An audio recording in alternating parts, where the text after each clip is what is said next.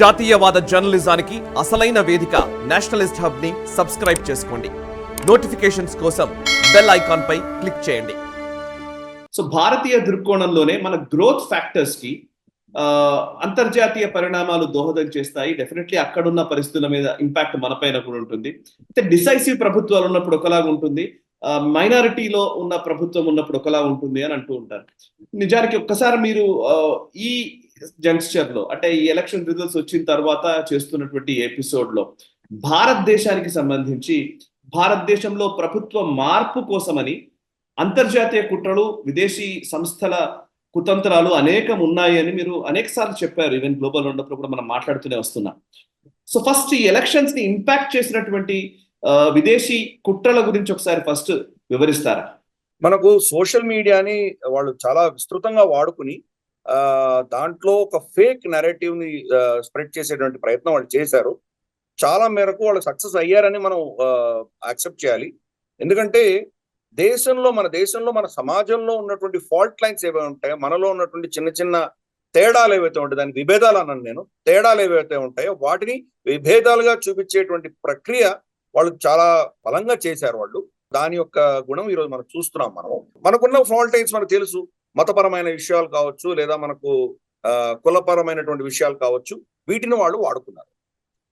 దీనికి సంబంధించినటువంటి ఆలోచన దృక్పథం అంతా కూడాను విదేశాల్లో దాన్ని ప్లాన్ చేశారు.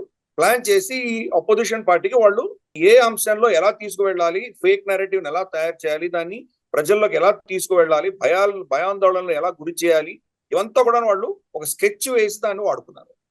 మనకు చూస్తే కనుక ఏదో రాహుల్ గాంధీ మాట్లాడిన మాటలు మనకు చాలా హాస్యాస్పదంగా ఉండవచ్చు, కానీ అవన్నీ కూడాను ఒక విధమైనటువంటి పథకం ప్రకారం చేసినటువంటి కార్యక్రమాలు ఏవని అర్థం చేసుకోవాలి. మొత్తం ఇండియా అలయన్స్ లో అందరూ కూడాను రమారమి అదే పంథాలో వెళ్ళారు. అంటే వాళ్ళకి ఒక టూల్ కిట్ లాగా వాళ్ళకి ఇవ్వబడింది, దాని ప్రకారం వీళ్ళు వెళ్ళారు. అంతేకాదు ఇక్కడ దాన్ని చాలా విస్తృతంగా తీసుకువెళ్ళడానికి మనకు ఓపెన్ అయ్యే ఏదో చాట్ జీపీటీ మనకు ఏదైతే ఉన్నదో, ఆర్టిఫిషియల్ ఇంటెలిజెన్స్ టూల్ ఏదైతే ఉన్నదో, దాన్ని తయారు చేసిన నిర్మాతలు ఎవరైతే ఉన్నారో ఓపెన్ ఏఐ, వాళ్ళు స్పష్టంగా చెప్పారు ఇజ్రాయెల్లో ఒక సంస్థకు భారతదేశంలో బీజేపీకి వ్యతిరేకంగా కాంగ్రెస్ ని సమర్థిస్తూ కొన్ని ఇటువంటి ఫేక్ నెరేటివ్ రన్ చేయడానికి ఎవరో వాళ్ళకి ఫండింగ్ ఇచ్చారు, దాని ఆధారంగా వీళ్ళు చేశారని మనకు ఆ ఇన్ఫర్మేషన్ కూడా వచ్చింది. అది మనం గత గ్లోబల్ రౌండ్ అప్పుడు మనం దాని గురించి డిస్కస్ కూడా చేశాం మనం. సో ఇటువంటివన్నీ కూడా వాళ్ళు వాడారు. జార్జ్ సోరోస్ మన ఎన్నికల్లో చాలా గణనీయంగా అతను ఇన్వెస్ట్ చేయడం జరిగింది. అమెరికాలో కావచ్చు, ఇతరత్ర దేశాలలో వాళ్ళు ఎలాగైతే ఎలక్షన్స్ ని ఇన్ఫ్లుయెన్స్ చేసి, ఎలక్షన్స్ ని కంట్రోల్ చేసి, వాళ్ళు దేశాధినేతల్ని వాళ్ళకి కావాల్సిన వాళ్ళని ఎన్నుకునే దిశగా, వాళ్ళకు వ్యతిరేకమైన వాళ్ళని దించేసే దిశగా ఎలా వీళ్ళు సక్సెస్ఫుల్ గా వీళ్ళు ప్రపంచవ్యాప్తంగా చేశారో భారతదేశంలో కూడా చేశారు. అన్ఫార్చునేట్లీ ఏమైందంటే బీజేపీకి కొన్ని సీట్లు తగ్గడం అయితే ఖాయం, కానీ బీజేపీని వాళ్ళు కంప్లీట్ గా మోదీ గారిని వాళ్ళు తీసి వేయలేకపోయారు. ఆ మేరకు చూస్తే కనుక అది మోదీ గారిది, భారతదేశం ఓటర్లది ఏదైతే పొలిటికల్ పార్టీస్ ఉన్నో వీళ్ళ సక్సెస్ కిందే మనం భావించాలి. ఎస్పెషల్లీ ఎన్డీఏ కూటమి సక్సెస్ ఏ మనం భావించాలి. వాళ్ళు ఏం చేశారు, కొన్ని ఫేక్ నెరేటివ్స్ మనం ఐ థింక్ ఎలక్షన్ రోజు కూడా చర్చించాం మనం ఇది. మళ్ళీ ఇంకొకసారి వాళ్ళు ఏం చేశారో మనం చూద్దాం. క్రిటికల్ క్యాస్ట్ థియరీ అని ఒకటి వాళ్ళు ముందు తీసుకొచ్చారు. క్రిటికల్ క్యాస్ట్ థియరీలో ఏం చేశారంటే రెండు కులాల మధ్యలో చిచ్చు పెట్టడము, లేదా కులాలలో భయాందోళనలు పెట్టడం, ఇటువంటివన్నీ చేసి వాళ్ళు ఓటర్లని ప్రలోభ పెట్టే దిశగా వాళ్ళు ప్రయత్నం చేశారు. ఫర్ ఇన్స్టెన్స్, ఎప్పుడైతే అబ్కీ బార్ 400 పార్ అని మోదీ గారు బీజేపీ నినాదం తీసుకొచ్చారో, ఇమ్మీడియట్ గా ఒక ఫేక్ నెరేటివ్ తీసుకొచ్చారు.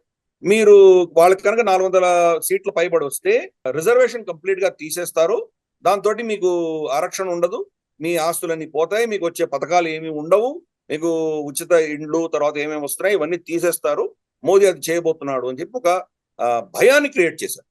యాక్చువల్ గా మోదీ గారి యొక్క మనం ఈ చరిత్ర చూసామంటే, ఆయన గుజరాత్ లో ఉన్నప్పుడు కావచ్చు, లేదా ఇక్కడ 2 సార్లు ఎన్డీఏ ప్రభుత్వం ఉన్నప్పుడు కావచ్చు, ఎప్పుడు కూడా ఆయన ఒక డ్రామాటిక్ చేంజ్ ఎప్పుడు చేయలేదు.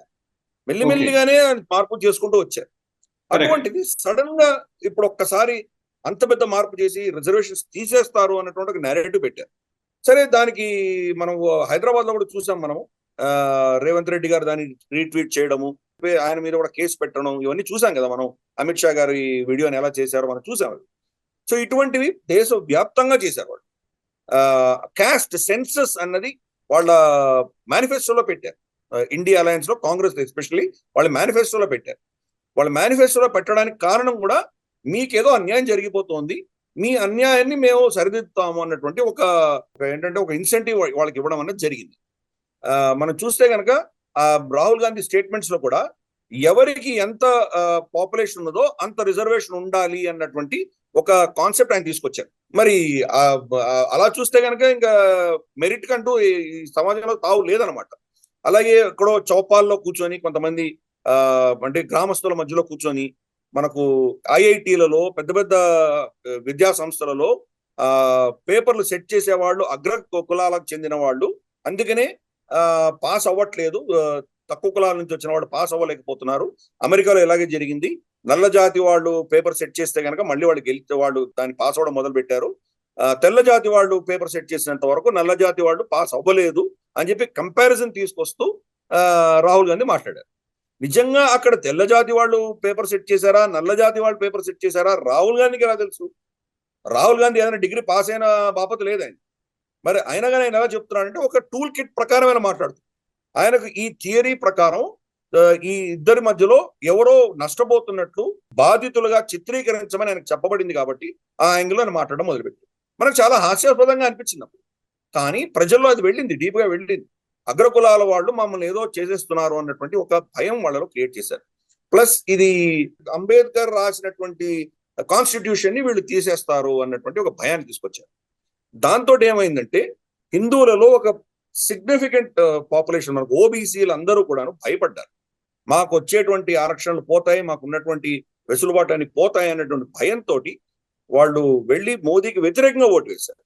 అదేదో సమాజ్వాదీ పార్టీని సమర్థిస్తూ ఓటు కాదు, అది బీజేపీకి మోదీకి వ్యతిరేకమైన ఓటు వాళ్ళు వేశారు. మన ఎస్పెషల్లీ ఉత్తరప్రదేశ్ లో ఎక్కడైతే మనకు నిరక్షరాస్యత ఎక్కువ ఉన్నదో, ప్రజల్లో అవగాహన రాహిత్యం ఉన్నదో అక్కడ ఇది బాగా పనిచేస్తుంది. అలాగే మనకు కొన్ని ప్రాంతాలు మన రాజస్థాన్ లో కావచ్చు, ఎక్కడైతే మనకు చదువు తక్కువ ఉన్నదో, సోషల్ మీడియాలో పెనిట్రేషన్ ఎక్కువ లేదో అక్కడ ఇది గణనీయంగా పనిచేస్తుంది.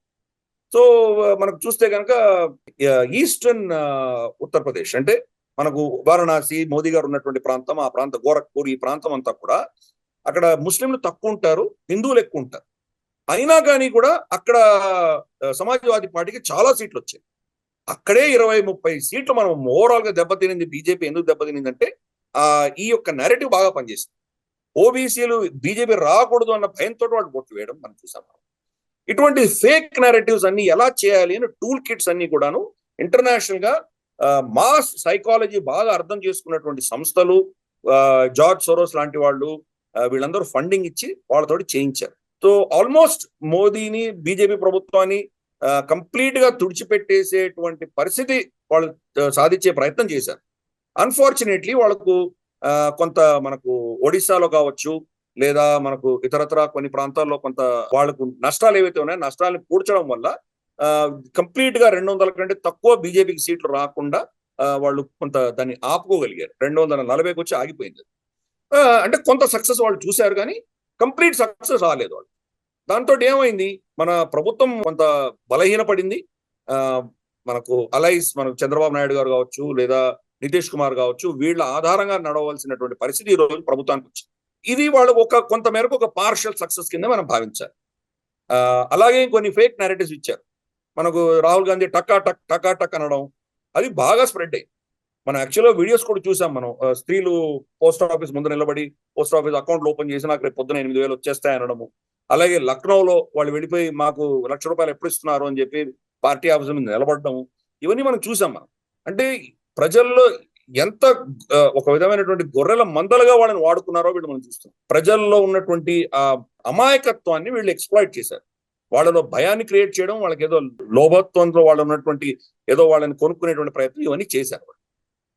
అందుకనే మనం ఇది చూడగలిగాము.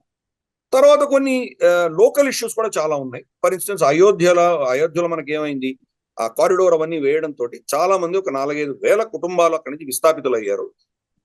అడ్మినిస్ట్రేషన్ కి తర్వాత పైన ఉన్నటువంటి నేతృత్వానికి ఏదో గ్యాప్ ఉన్నది.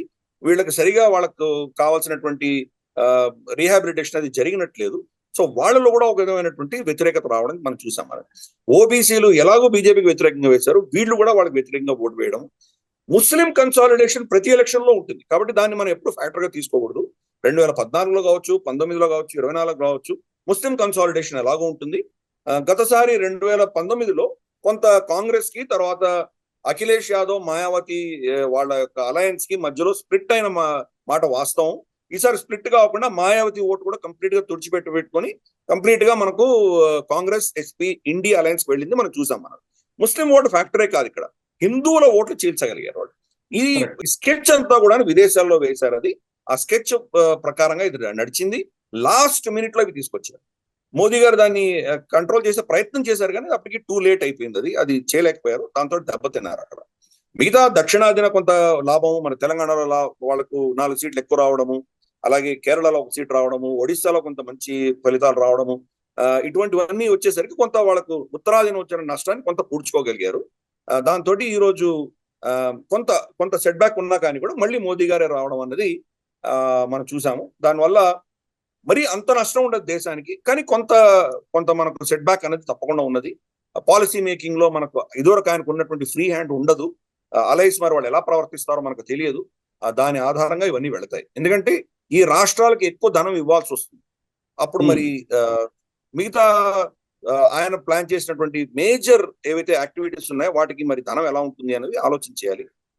డిఫెన్స్ మనకు సంబంధించినటువంటి ప్రొడక్షన్ భారతదేశంలో చేద్దాం అనుకోవడం కావచ్చు, ఇటువంటి కొన్ని అంశాలలో కొంత మనకు కష్టాలన్నీ ఉంటాయి. ఎందుకంటే వీళ్ళు కుంచిత రాజకీయాలు కదా, వీళ్ళు అందరికీ కూడా అలైస్ అందరూ, ఎన్డీఏలో ఉన్న వాళ్ళందరూ కూడాను వాళ్ళ కాన్స్టిట్యూయెన్సీ సంబంధించి, వాళ్ళ రాష్ట్రానికి సంబంధించి లాభాలు మాత్రమే చూసుకునేటువంటి వాళ్ళు మరి దేశానికి అంతర్జాతీయంగా మన ఖ్యాతిని ఎలా కాపాడాలనే దిశగా వాళ్ళు మరి చూస్తారా లేదా అనేది పెద్ద ప్రశ్న. చూద్దాం రాబోయే రోజుల్లో వాళ్ళు ఎలా ప్రవర్తిస్తారో దాన్ని బట్టి మనం నిర్ధారిద్దాం. ఈ వీడియో మీకు నచ్చినట్టయితే లైక్ చేయండి, 10 మందికి షేర్ చేయండి. అలాగే కామెంట్ల రూపంలో మీ అభిప్రాయాలను మాతో పంచుకోండి. Nationalist hub group of channels ను సబ్స్క్రైబ్ చేసుకుని తెలుగునాట జాతీయవాద జర్నలిజాన్ని ప్రోత్సహించండి. ఈ వీడియో కింద ఉన్న బెల్ ఐకాన్ పై క్లిక్ చేయడం మర్చిపోవద్దు.